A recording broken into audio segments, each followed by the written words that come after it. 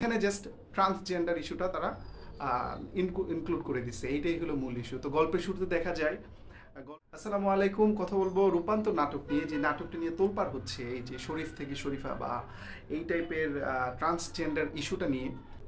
তো এই পুরো ভিডিওতে আমরা রিভিউ প্লাস এটার প্রেক্ষাপট কি এবং কি উদ্দেশ্যে এই নাটকটা করা হয়েছে সেটা আমার যে অবজারভেশন সেখানে আমরা বলবো। তার জন্য আমাদের সাথে থাকুন। রূপান্তর যে গল্পটা, সেই গল্পটা একেবারে সিম্পল, 1 মিনিটের একটা গল্প। অর্থাৎ একজন বড়লোকের দুলালি, তিনি একটি আর্টিস্টের প্রেমে আকৃষ্ট হয়ে যান। তাকে দেখেন নাই, না দেখেই আকৃষ্ট হয়ে যান, তবে প্রেমে না, কিন্তু এটা প্রতিশোধ নেওয়ার জন্য সে আকৃষ্ট হয়ে যান। সে প্রতিশোধটা কিভাবে নেবে, বিয়ে করে প্রতিশোধ নেবে, কিন্তু বলে আর্টিস্ট যিনি তিনি আবার তাকে বিয়ে করবেন না। বাংলা সিনেমা যেটা হয় আর কি, আদরের দুলালি পছন্দ করেন, নায়ক রাজি হয় না। এই গল্প নিয়ে আসলে কাহিনী, সেই 1970 বা 80 এই আমলের গল্পটা। এখানে জাস্ট ট্রান্সজেন্ডার ইস্যুটা তারা ইনক্লুড করে দিচ্ছে, এইটাই হলো মূল ইস্যু। তো গল্পের শুরুতে দেখা যায় গল্পের যিনি মেইন অ্যাক্ট্রেস, তার জন্মদিন উপলক্ষে তার মামা তাকে একটি আর্টিস্টের আর্ট করা পোর্ট্রেট উপহার দেন। পোর্ট্রেটটি দেখে সে মানে অনেক বিস্মিত হয়ে যায় এবং খুব খুশি হয়ে যায়। বোঝাই যাচ্ছে ওভার অ্যাক্টিং করতেছে, মানে অ্যাক্টিংয়ে বোঝাই যাচ্ছে এটা ওভার অ্যাক্টিং। এবং সে ওই ছবি দেখেই আসলে আর্টিস্টের প্রেমে পড়ে যায়। আমি আসলে মাথায় আমার ঢুকে না আর্টিস্ট তার চেয়ে বয়সে বড় হবে না ছোট হবে, সেইটা কিন্তু তার ইস্যু না, সে প্রেমে পড়ে যায়। যাই হোক, তার সাথে সাক্ষাৎকার করার জন্য তার একটি এক্সিবিশন ছিল, সেখানে গেল। সেখানে গিয়েও সে আর্টিস্টকে পায় না। পরবর্তীতে তার ডিটেলস নিয়ে তার স্টুডিওতে যায়। স্টুডিওতে গিয়েও সে মানে একদম যে এটা একটা নর্মাল কমন সেন্স, আমি একটা কোনো একটা অফিসে যেয়ে রুডলি আচরণ করতে পারি বা তাদের অনুমতি ছাড়া কি কোথাও ঢুকতে পারি, মানে এটা বোঝাই যাচ্ছে যে এটা একটা নাটক। ওভার অ্যাক্টিং কাকে বলে, কত প্রকার, কি কি এই নাটকে দেখা যাবে। যাই হোক, পরবর্তীতে সে ওই স্টোরিতে যে ম্যানেজারের কথাবার্তা উপেক্ষা করে সে ডাইরেক্ট সরাসরি চলে যায় হচ্ছে জোবান অর্থাৎ এই রূপান্তর গল্পের যে নায়ক তার স্টুডিওতে। সেখানে যে সে দেখতে পায় যে শাড়ি পরে অর্থাৎ নারীর ড্রেস পরে একজন আর্টিস্ট আর্ট করতেছে। ও আরেকটা জিনিস বলে নেই, সেটা হচ্ছে যে স্টুডিওতে যেই সে প্রথমেই বলছে আমি জোবানের সাথে কথা বলবো, জোবানকেই বলবো। অর্থাৎ তুমি চেয়েও মানে অনেক আপন মনে হচ্ছে, অথচ সে কিন্তু দেখেই না সে এই আর্টিস্ট তার বড় না ছোট, সেটা না দেখেই এই যে যিনি এটার পরিচালক তার মাথায় যে কোনো ঘিলু নাই, তার আর একটা প্রমাণ হচ্ছে এইটা। মানে আমি কি কিসের সাথে কি মেলাচ্ছি, একজন আর্টিস্টকে আমি তুমি বা প্রেমিক টাইপের সম্বোধন করছি, তাকে চিনি না, জানি না, না চিনি, না দেখি সে বয়সে বড় না ছোট, এইগুলো অবজারভেশন না করি। যাই হোক, ওভার অ্যাক্টিং এবং এই ধরনের পরিচালকের কাছ থেকে এগুলি আশা করা যায়। এর বাইরে আসলে ভালো কিছু পাওয়া আশা করেও খারাপ, আশা করা পাপ হবে যেটাকে বলে আর কি। তো যাই হোক, পরবর্তীতে সে যখন জোবানের স্টোরিতে ঢুকে দেখে যে শাড়ি পরে সে আর্ট করতেছে, তখন সে নিজে নিজেই এটাকে অনুমান করে নিচ্ছে যে আচ্ছা, আপনি মনে হয় কোনো থিয়েটার আর্টিস্ট, একটা অ্যাক্টিংয়ের পার্ট করছেন নারী, সেখানে নারীর ড্রেস পরেই আপনি রিয়েল লাইফ একটা এক্সপিরিয়েন্স নিতে চাচ্ছেন।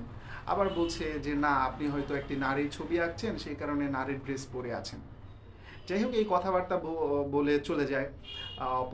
পরবর্তীতে সে আবার আসে, আবার এসে কিছু প্রায় 100টার মতো ছবি নিয়ে এসে পোর্ট্রেট করার জন্য এবং টাকা দিয়ে যায়। এবং ও আচ্ছা, আরেকটা বলে রাখি, প্রথমবার যখন সে স্টুডিওতে আসে তখন তাকে অপমান করে যখন বের করে দেওয়া হয়, বের করে দেওয়ার সময় সে মনে মনে প্রতিজ্ঞা নেয় যে আচ্ছা, তার বড় অহংকার, এই অহংকার আমি মাটির সাথে মিশিয়ে দিব।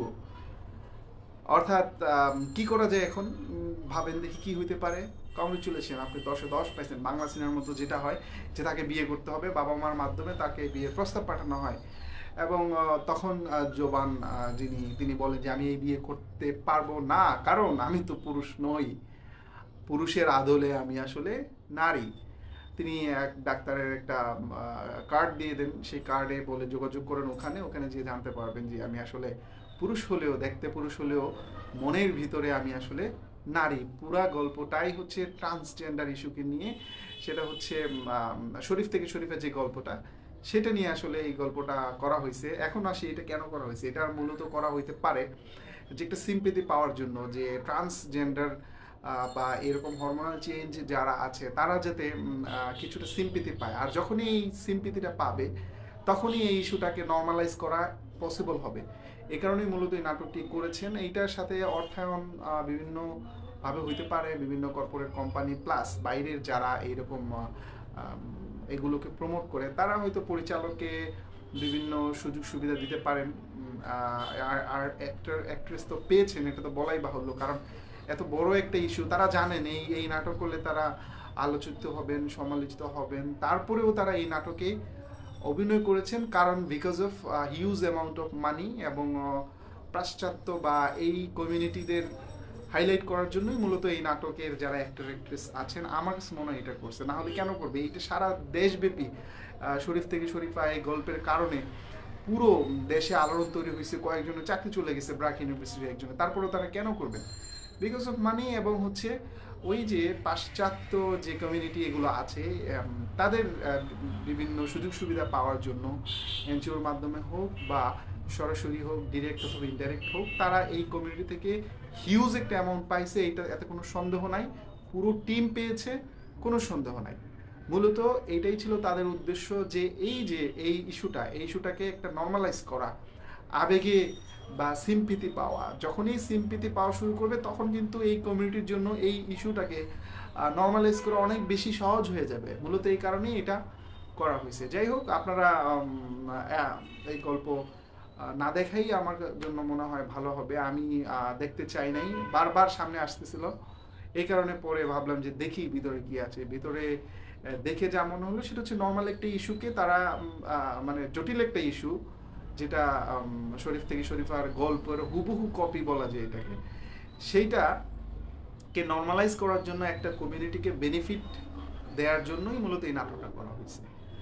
আমার মতে এইরকম নাটক যারা করবে বা এর সাথে যারা জড়িত থাকবে, স্পন্সর কোম্পানি থেকে শুরু করে ডিরেক্টর, অ্যাক্টর, অ্যাক্ট্রেস, ইনফ্যাক্ট চ্যানেলগুলো, যে চ্যানেলগুলোতে এগুলো আপলোড করা হয় বা দেখানো হয়, তাদেরকেও তাদের ব্যাপারেও আমাদেরকে গভীরভাবে চিন্তা করতে হবে যে এই সকল চ্যানেলগুলো কিভাবে চলছে বা এই সকল অ্যাক্ট্রেস, অ্যাক্টরগুলো, ডিরেক্টরগুলো কিভাবে আসলে এই জিনিসগুলোকে নর্মালাইজ করার চেষ্টা করা হচ্ছে বা আমাদের সমাজে একটা বিরূপ প্রভাব ফেলতে ট্রাই করছে। এই ব্যাপারে আমাদেরকে সবাইকে সোচ্চার হতে হবে এবং নাটক choice, actor actress choice, in fact channel চয়েসও আমাদেরকে সচেতন হতে হবে। ধন্যবাদ সবাইকে।